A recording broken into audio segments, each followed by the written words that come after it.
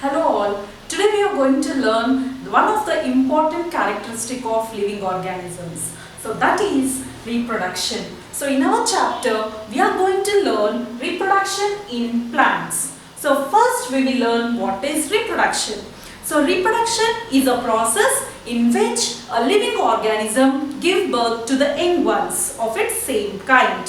So this is what reproduction is. That means a living organism will produce the young ones of its own type. Then moving on to importance of reproduction. So why is this process so important? So this is important because for continuation of life. So reproduction is important for continuity of life and continuation of a particular type of species or an organism, and also to produce favorable variations in the evolution. Now, we will learn about what are the different modes of reproduction. So here, the reproduction is of two modes. There are two modes of reproduction. So they are sexual mode of reproduction. The other one is asexual mode of reproduction. So coming to first, sexual mode of reproduction. So in this method, two individuals, that is both male and female organisms are involved.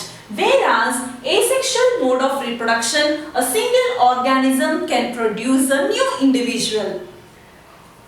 Then the second difference is here, since both male and female individuals are involved, male and female reproductive organs are involved during this kind of reproduction. So the male reproductive organs are called stamen, whereas female reproductive organs are called pistil.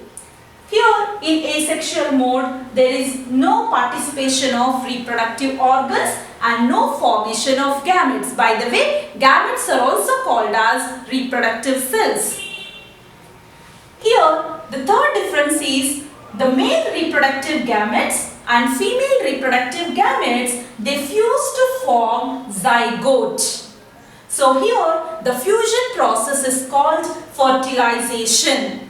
But whereas in asexual mode of reproduction, there is no fusion of gametes, that means there is no fertilization taking place and there is no zygote formation.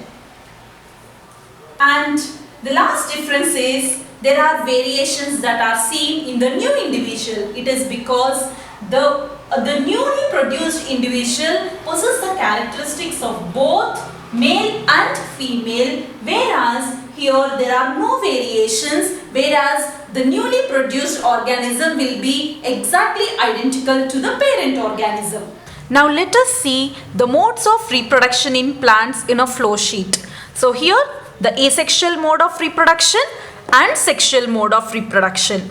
So asexual reproduction can be classified into many types like fission, second budding, third spore formation, fourth fragmentation and regeneration, fifth vegetative propagation. Vegetative propagation is again classified into two types, two methods, that is natural method of vegetative propagation, then artificial method of vegetative propagation. Now let us see every concept in detail. Now let us see binary fission in bacteria.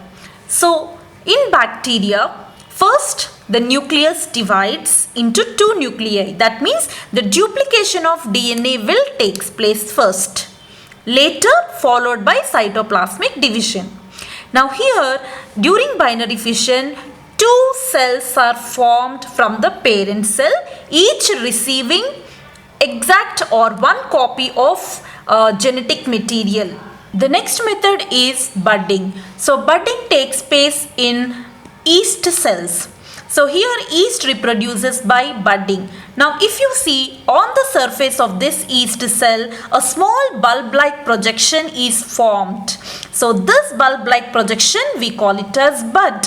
Now in this process also the nuclei duplicates. So the nucleus of the parent body divides into two. One of the nucleus moves into the newly formed bud and the other remains in the parent itself. Now the newly formed bud get detached from the parent and lives as an independent individual. So this mode of reproduction we call it as budding. The third mode of reproduction is spore formation. So children, I think you might have observed on some bread or on spoiled food there is cottony mass like structure that is growing on it. So that growth is nothing but the growth of fungus. So here if you observe that fungus on microscope, you can observe this kind of structure especially on bread. This shows the growth of rhizopus.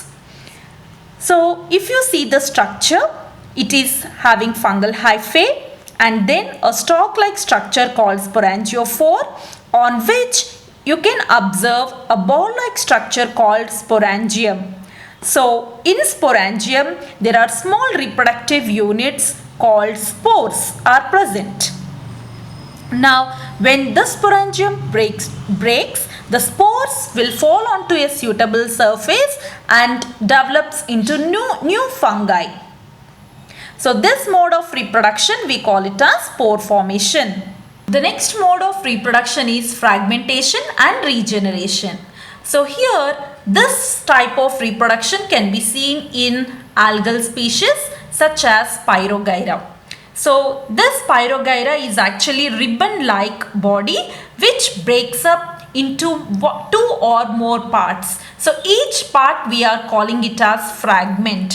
So this broken part or fragment develops into a new organism or individual. So that's why we call this method as fragmentation. And the other is regeneration. So here there is an ability of living organisms to repair the lost parts in the body or damaged parts in the body. So this type of reproduction we also call it as regeneration.